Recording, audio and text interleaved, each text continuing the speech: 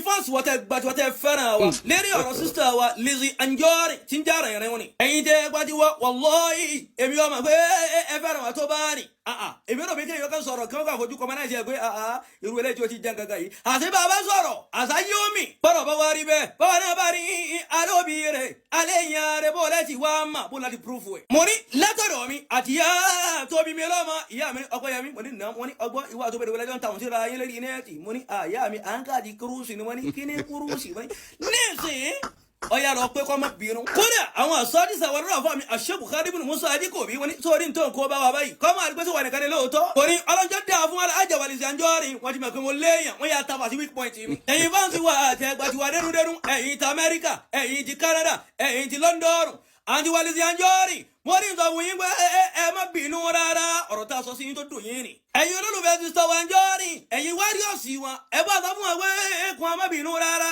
ẹrú ọlọ́run kan ni wọ́n sọ yín kékeré lọ́jà yìí lọ́ọ́ má bínú báàrì ẹ má bínú ọlọ́run ara yín lọ́wọ́. kí a sì wá wo sísá mi dáadáa Lizzy Anjorin ẹ jẹ́ kémi náà má kéwòn yìí dògo mo mi ìlú. bọ́bá wá ṣe pé nítorí èpè tẹ́yìn náà ṣe lẹ́mọ̀ àwọn òkè àbó lẹ ti wá sí gbọmọ ìṣe apologize ẹ fi yòókù lẹ aláṣìírí mi ti gbẹ́sẹ̀ lé ìyá mi nu. ọjà sí méjì wọn bò kàmá rẹ̀. sẹ́wárẹ̀ yín tẹ́ ń ṣe fídíò tẹ́ ń bú wa rìn ìjẹ́ tẹ́lẹ̀ nu yín. àwọn fídíò tẹ́lẹ̀ mi tẹ́ bú wa 100,000 views yìí ló fi wá rí wàá wèé tí ń sẹ́pọ̀ tẹ́lẹ̀ fíwà ṣe ògbẹ́kẹ́rù àbí 200 ò tún gbé ra mọ́. àdúrà mi rè é fún gbogbo ẹ̀yin tó ṣe pé ẹ̀kọ́ nǹkan tó dáa nípa wa tẹ̀ sí òlàbùsí wa gbogbo àtọ́ ọmọ tẹ̀yìn náà bá bẹ̀rẹ̀ sí ní lò jẹ́yàn lọ́jọ́ iwájú ẹ wà láyé ẹ sí láyé mọ́ ọlọ́run gbé ìrànlọ́wọ́ dìde sí. tọ́ ẹ̀yin fáwọn sí wa kọ́mẹ́ntì wọlé kò tẹ́ dúrọ́ọ̀fù báyìí jẹ́rìí yín ó pé o.